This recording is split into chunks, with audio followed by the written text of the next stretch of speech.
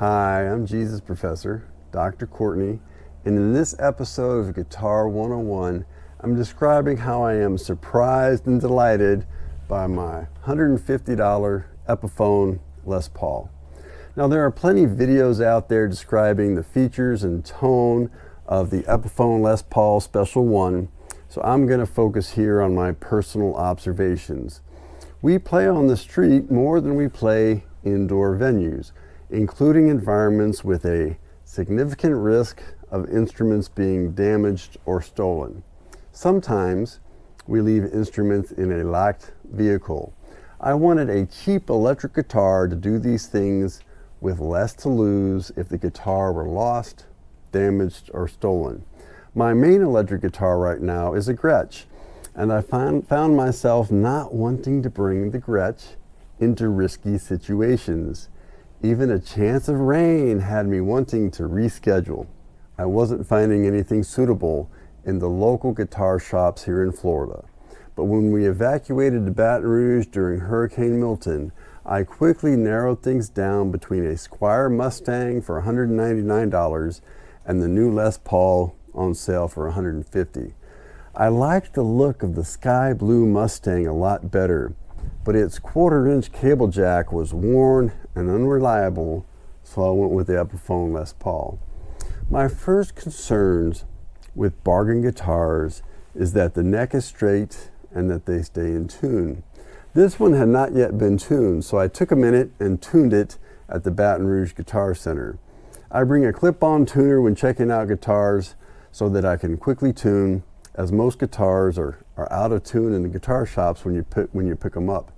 Putting tension on the neck with a tuned guitar is also needed to check the neck straightness and playability.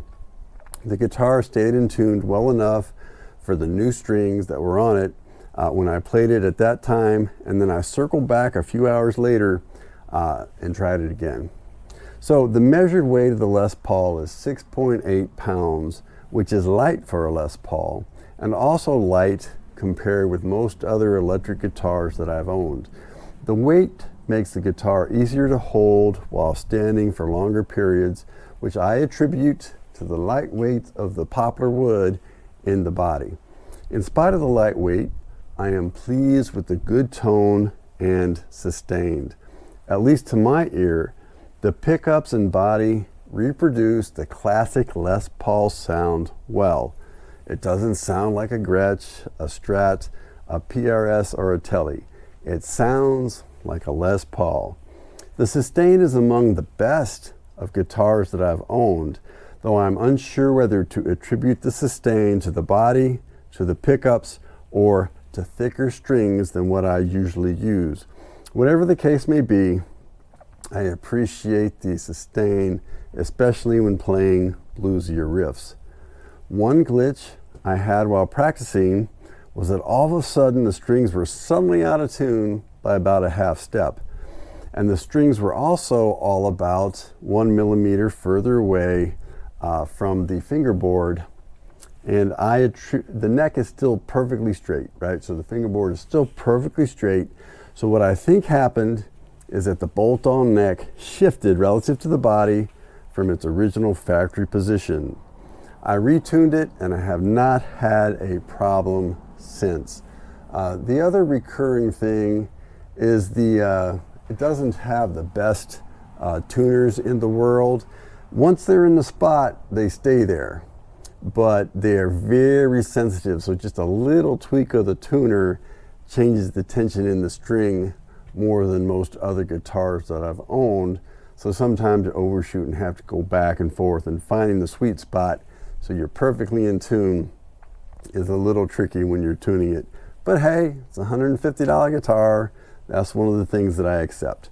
Now, I'm not gonna lie. I'm not gonna say that this guitar is better than much more expensive guitars, but it is a lot more than I expected for $150, and I think it will serve its purpose well as a guitar that I'm not afraid to bring into difficult conditions or tough environments or leave in a car.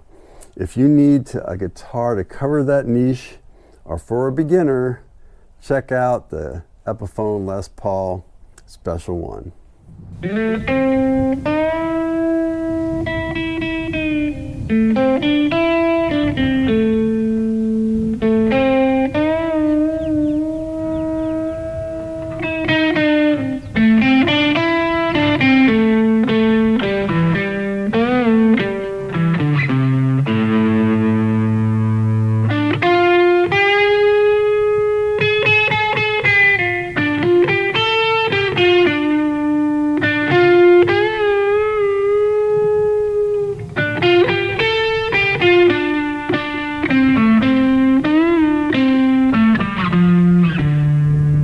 You know, Jesus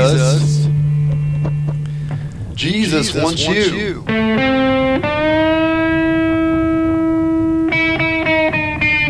He wants you so bad. He wants you. He wants you so bad. He bled and died. He bled and died. He wants you. He wants you so bad. He wants you. Jesus does. He wants you so bad. He rose again. He rose again. He wants you. Jesus does. He wants you so bad. He wants you. He wants you so bad. He's coming back. He's coming back.